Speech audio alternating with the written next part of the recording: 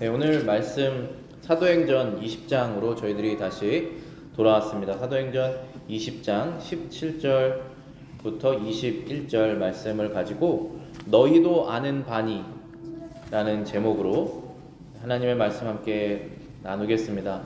오늘 성경 말씀을 제가 준비하면서 제가 제일 여러 가지 중에 은혜가 됐었던 구절이 바로 너희도 아는 바니여서 제가 제목으로 정해봤습니다. 정말 단순하게 영어로는 you know입니다. 너희도 안다.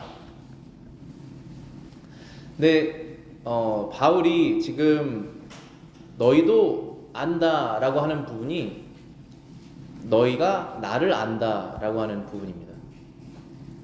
근데 우리가 사는 요즘 세상을 이렇게 보면은 소통 전문가라는 말이 많이 있더라고요.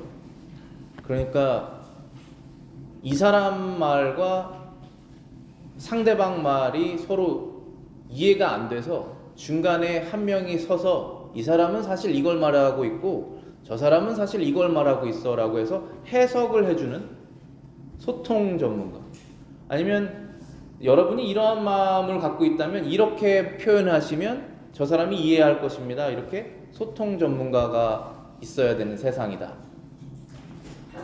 라는 것입니다.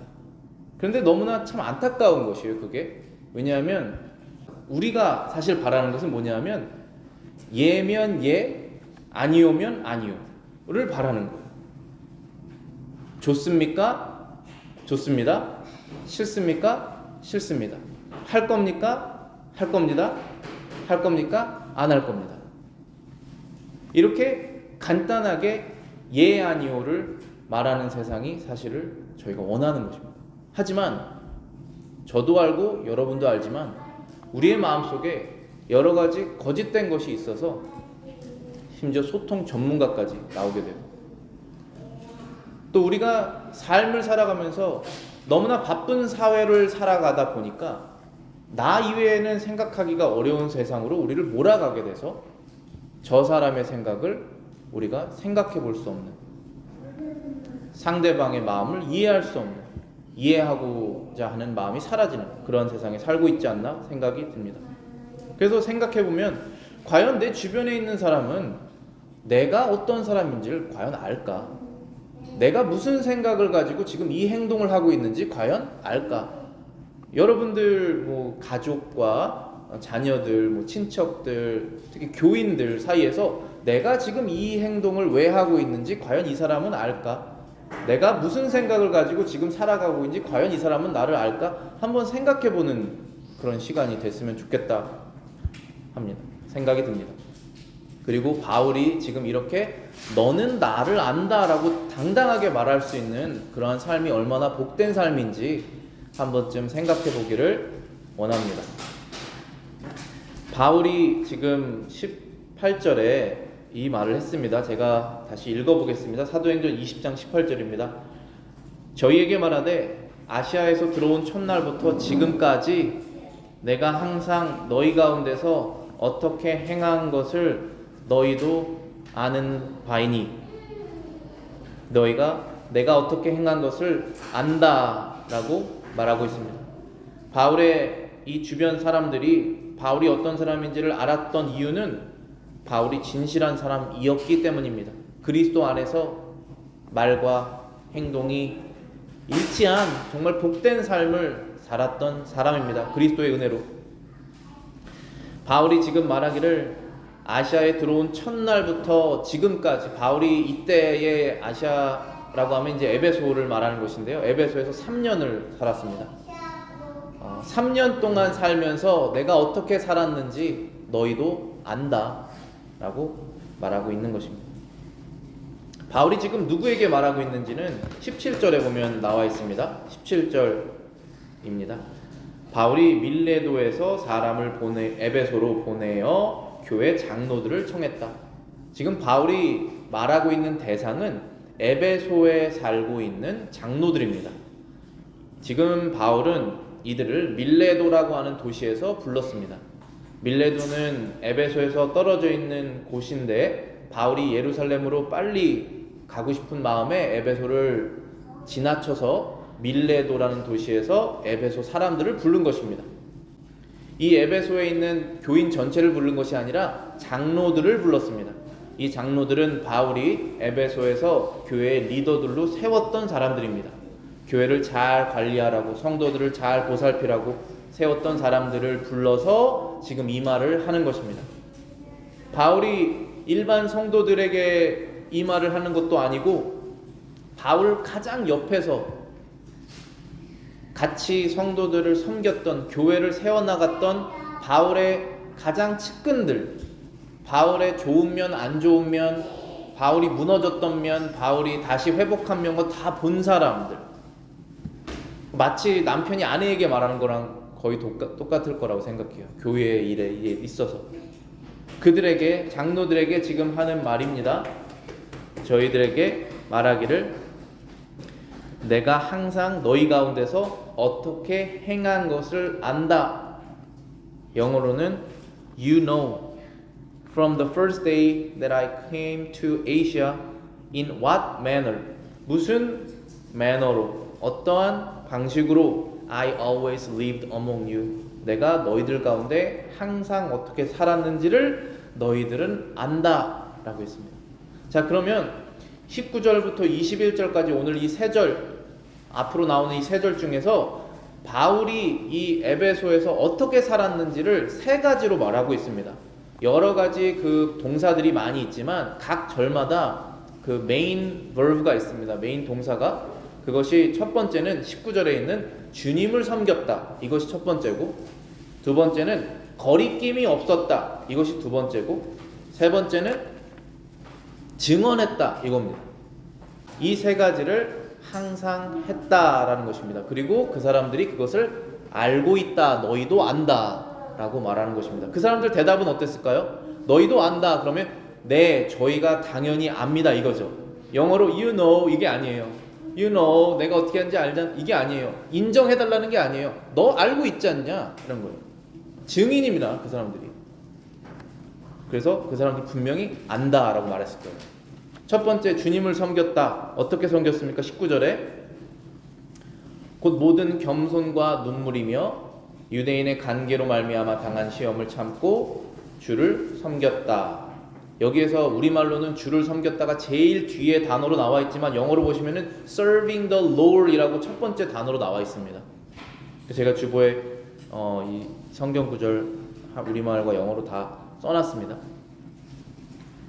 그러니까 주님을 섬겼는데 어떻게 섬겼냐 해서 보면은 세 가지를 가지고 섬겼다라는 표현으로 쓸 수 있습니다. Serving the Lord with all humility, 모든 겸손으로 주님을 섬겼다. 그리고 두 번째는 with many tears, 많은 눈물로 주님을 섬겼다. 세 번째는 시험을 당함으로써 주님을 섬겼다. 이렇게 말하고 있는 것입니다.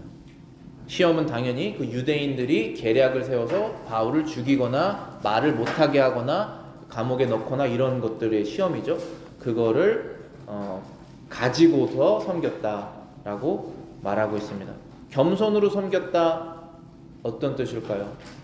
다른 사람을 나보다 낮게 여기는 겸손도 분명히 바울이 말하고 있습니다. 또한 내가 섬길 자격이 없는데 하나님께서 섬기라고 하셨으니 섬긴다라고 바울이 생각했을 것입니다. 저와 여러분들도 마찬가지입니다. 하나님을 섬길 때 우리는 섬길 자격 없지만 하나님께서 구원해 주셨으니 그래서 섬기는 것입니다.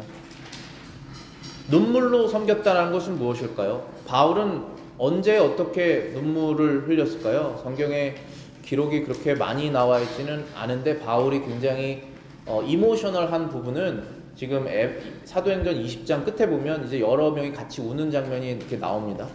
분명히 바울은 서러워서 눈물을 흘리지는 않았을 것이에요. 바울은 상대방 하나님의 말씀을 전하고자 하는 그 사람들의 마음을 읽고 회개하지 않는 것을 불쌍히 여기면서 또 답답한 마음에서 울었지 않았을까, 그런 생각이 듭니다. 그러나 항상 기본적인 바울의 마음은 사랑으로 인해서 울었겠죠. 내가 이것을 너무 힘들어서 울 수도 있겠죠, 사람이라면. 그렇지만 여기에서 말하는 주님을 섬기는 데 쓰인 그 눈물이라는 것은 바울 스스로의 회개와 상대방에 대한 그 사랑으로 인해서 답답한 마음에 하나님께 호소하는 그러한 눈물이지 않았겠습니까? 세 번째, 시험이라는 것은 우리가 하나님의 말씀을 가지고 섬길 때, serving the Lord를 할 때 세상은 그것을 그렇게 가만두지 않습니다. 여러분들이 무엇인가 하나라도 하려고 하면 그때부터 시험이 찾아오게 됩니다.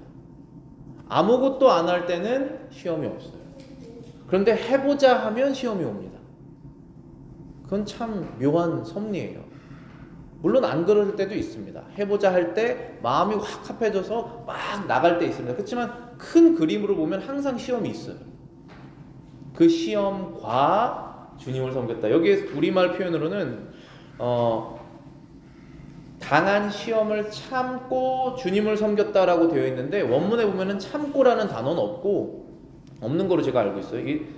여기 영어 성경에서도 그렇고 그냥 with trials, 시험을 가지고 주님을 섬겼다 이렇게 말하고 있습니다. 그러니까 말하자면 주님을 섬기는 것에 humility, 겸손이 파트너고 tears, 눈물도 파트너라면 trial도 파트너라는 뜻 같아요. 같이 가는 것입니다, 이게. 그렇게 해서 주님을 섬겼다. 그것을 너희가 안다. 그러니 너희도 해라. 이 말씀이겠죠. 베드로전서 4장 12절부터 14절 주보에 적어놨습니다. 사랑하는 자들아, 너희를 연단하려고 오는 불시험을 이상한 일 당하는 것 같이 이상히 여기지 말고 오히려 너희가 그리스도의 고난에 참여하는 것으로 즐거워하라. 이는 그의 영광을 나타나실 때에 너희로 즐거워하고 기뻐하게 하려 함이라. 너희가 그리스도의 이름으로 치욕을 당하면 복 있는 자로다. 영광의 영 곧 하나님의 영이 너희 위에 계심이니라. 자, 여러분들, 저와 여러분들이 여기에서 기억해야 될 것은, 인생이라는 것은 고난한 것인데 지금 그리스도의 이름을 위해서 고난에 참여하는 것과 저와 여러분들의 욕심을 가지고 이것을 해야겠다고 해서 그 어려움에 스스로 뛰어든 것을 구분을 하셔야 돼요. 내가 그 욕심 때문에 이 일을 뛰어든 다음에 고생을 하고 있는 상황에서 도와달라고 하는 것도 분명히 하나님께 해야 되지만, 여기에서 말하는 그것을 인커리징을 하고 있지 않잖아. 거기에서 빨리 빠져나와서 이제는 주님의 이름을 위해서 고난을 당하는 것에 참여해라라고 말씀하고 계시는 것입니다. 그래서 여러분들이 이 이민삼도 힘들고 삶이라는 것은 원래 힘들지만 그렇지만 그 힘든 고생의 이유가 그리스도를 위한, 그리스도의 이름을 위한 것인지 아니면 내가 원하는 것을 하려고 내가 이렇게 부단히 애를 쓰는 건지를 우리는 예리하게 판단하는 것이 필요하다 말씀을 드리고 싶습니다. 그래서 그러한 그리스도를 위해서 당하는 시험이 있으시다면은 이상하게 여기지 말고 그 시험을 그냥 가지고 끌고 주님을 섬기는 것이다. 그것이 바울이 했던 것이구나. 그것이 그리스도께서 하셨던 것이구나. 그러니 나도 하는 것이구나 하고 우리가 이해하고 따르는 것입니다. 두 번째, 바울이 에베소 장로들에게 너희가 안다라고 말한 두 번째 부분은 거리낌이 없었다라는 것입니다. 이 부분도 제가 너무나 바울이 부럽고 바울의 그 축복된 삶을 정말 살기를 원하는 부분입니다. 거리낌이 없다. 자, 그럼 무엇이 거리낌이 없는지 한번 보겠습니다. 20절입니다. 유익한 것은 무엇이든지 공중 앞에서나 각 집에서나 거리낌 없이 여러분에게 전하여 가르쳤다라고 했습니다.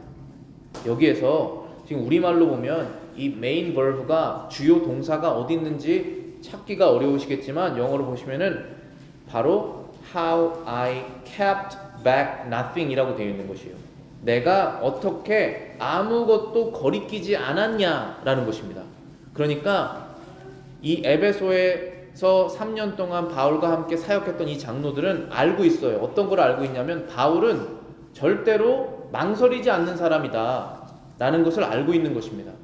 주보 뒤쪽에 보시면은 이제 다음 개요에 있습니다. 거리낌이 없다라고 하는, 영어로는 I kept back nothing 이라고 하는 이 단어가 원문으로 보면은 축소하다, 피하다, 철회하다 이런 뜻입니다. shrink from, avoid, withdraw. 그러니까 말을 하려고 했다가 쑥 들어가는 것이에요.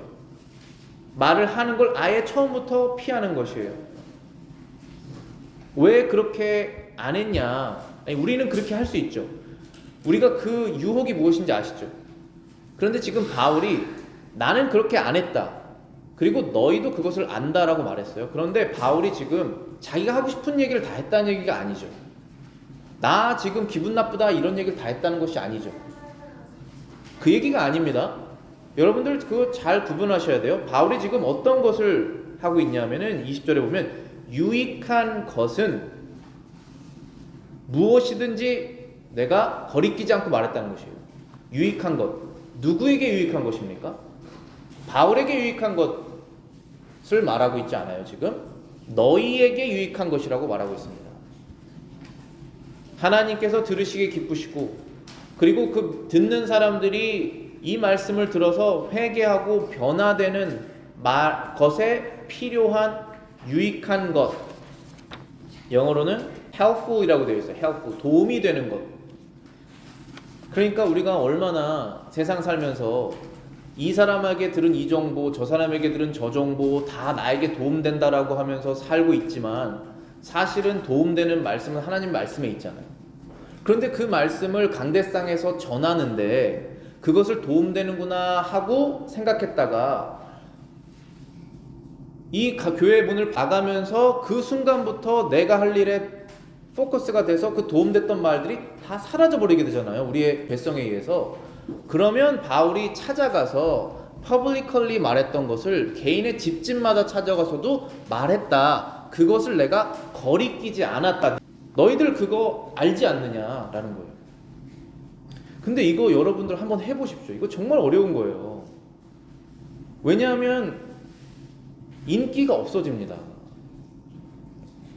그렇지만 크게 보면, 큰 그림으로 보면 나중에는 고마워해요. 근데 그 순간은 어렵습니다. 마치 군대 교관 같아요. 막 너무 하기 싫은 걸 막 시켜요. 그런데 나중에 막 재밌어요. 그 얘기 하다 보면. 왜냐하면 그것을 위해서 내가 훈련받았기 때문에, 내가 다른 사람이 됐기 때문에 그렇게 할 수 있지 않습니까? 그래서 이 바울은 이 에베소 교회의 마치 담임 목사로서 이 장로들에게 그렇게 한 거예요.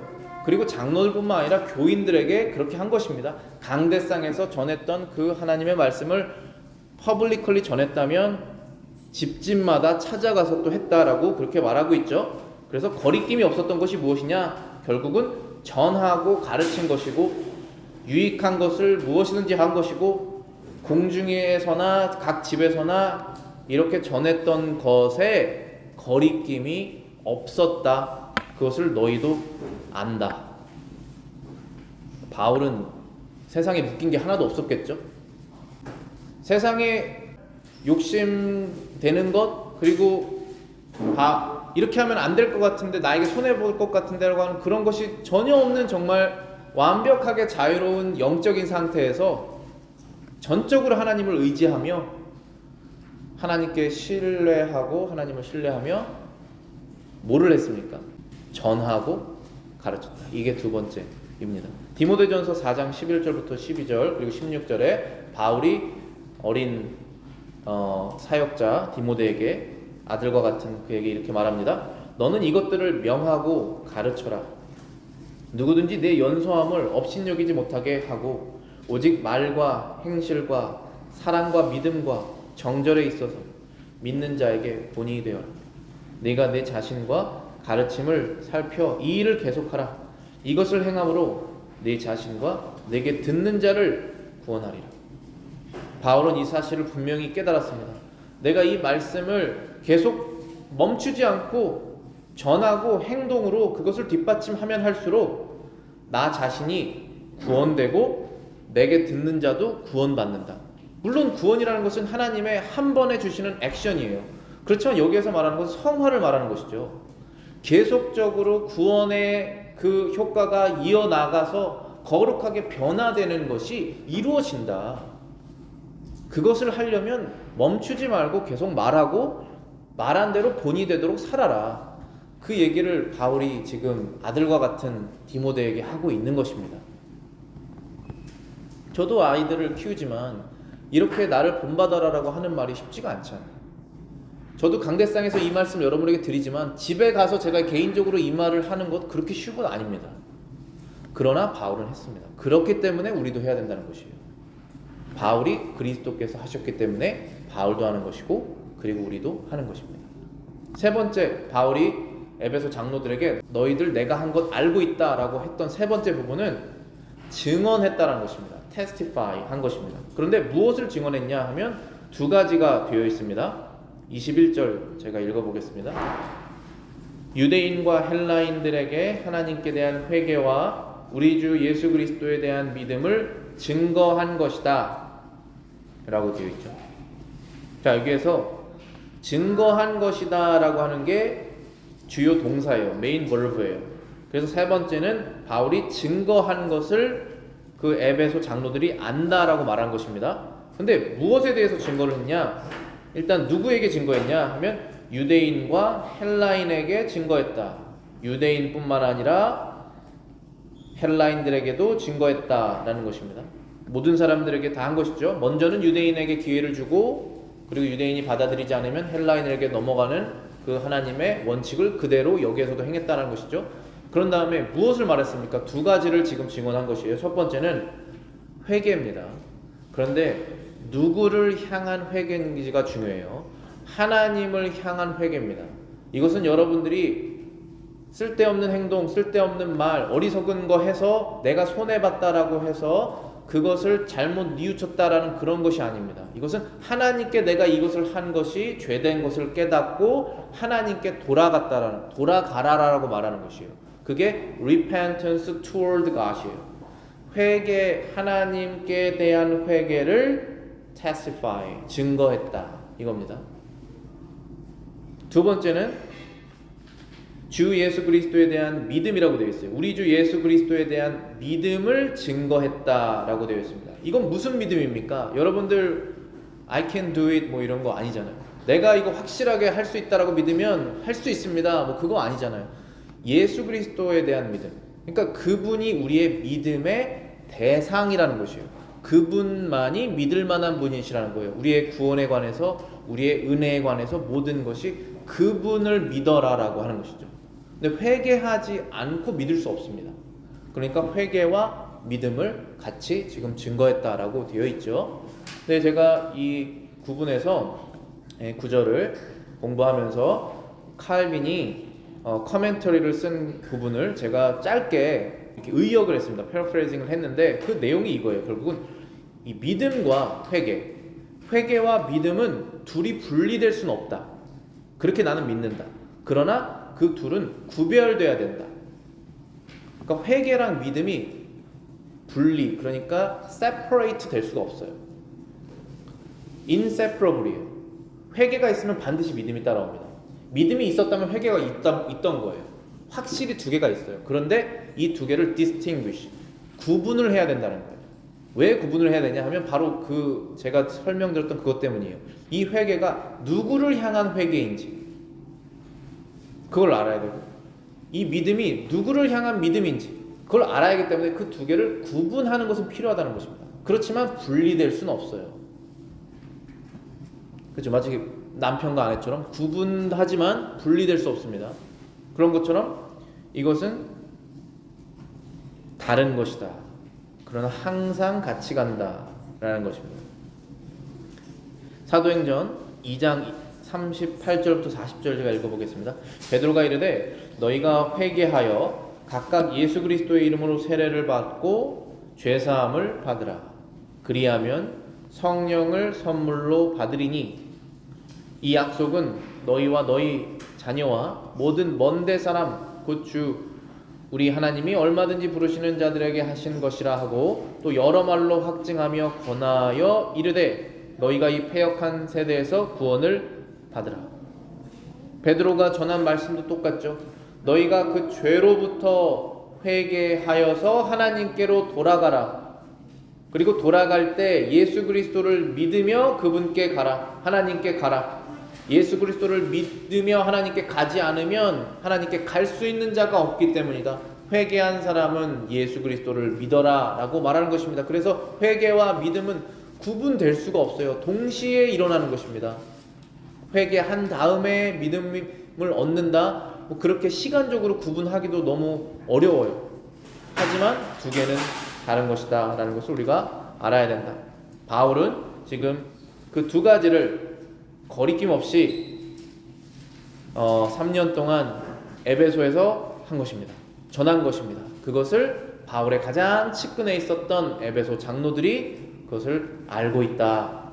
너희들 그거 알고 있지 않느냐라고 말하고 있는 것입니다. 오늘 말씀을 마치면서 그럼 우리가 해야 될 것은 무엇이냐? 여러분들은 교인이신데 교인들은 교회 리더들을 따라서 해야 돼요. 교회 리더들은 그 교회 목사를 따라서 해야 됩니다. 그 교회 목사는 예수 그리스도를 따라서 해야 돼요. 그 사이에 바울이 있죠. 바울을 따라서, 그리스도를 따라서 그 순서대로 가다 보면 교회가 아름다워지고 여러분의 신앙이 성장하고 우리가 그렇게 원하는 하나님께 영광을 돌리겠다라고 하는 것이 이루어지는 것입니다. 하지만 여기서 바울이 말하는 것처럼 먼저는 그 교회 목사, 그 옆에서 같이 일했던 장로, 가까이 있었던 사람들이 우리의 모습을 알 정도로 우리가 믿음과 그 생활이 말과 행동이 일치해야겠죠. 강대상에서 선포됐던 말씀을 아멘으로 받아들였는데 생활에선 다르게 하시면, 또 목사도 마찬가지, 강대상에서 선포는 이렇게 했는데 막상 만나면 그건 괜찮다라고 말을 하면 그러면 거룩한 변화가 일어나지 않겠죠. 근데 바울은 거리낌 없이 주님께 신실하게 주님을 섬겼다. 어려움이 있어도 눈물로 겸손으로 그것을 해냈다. 그래서 우리도 믿고 그렇게 따르기를 원합니다. 여기 히브리서 말씀을 제가 적어놨는데요. 히브리서 13장 10절입니다. 하나님의 말씀을 너희에게 일러주고 너희를 인도하던 자들을 생각하며 그들의 행실의 결말을 주의하여 보고 그들의 믿음을 본받으라. 자, 이 말씀을 하시고 바로 그 다음 구절이 예수 그리스도는 어제나 오늘이나 영원토록 동일하시니라. 바로 이 말씀이에요. 그리스도께서 항상 신실하게 교회를 사랑하신 것처럼 하나님의 말씀을 너희들에게 전해주었던 너희들의 신앙의 인도자들을 기억해라. 그리고 그들이 신앙의 생활을 어떻게 이 세상에서 끝냈는지를 너희들이 주의해서 보고 그리고 그들의 믿음을 본받으라 라고 말씀하신 것입니다. 기도하고 마치겠습니다.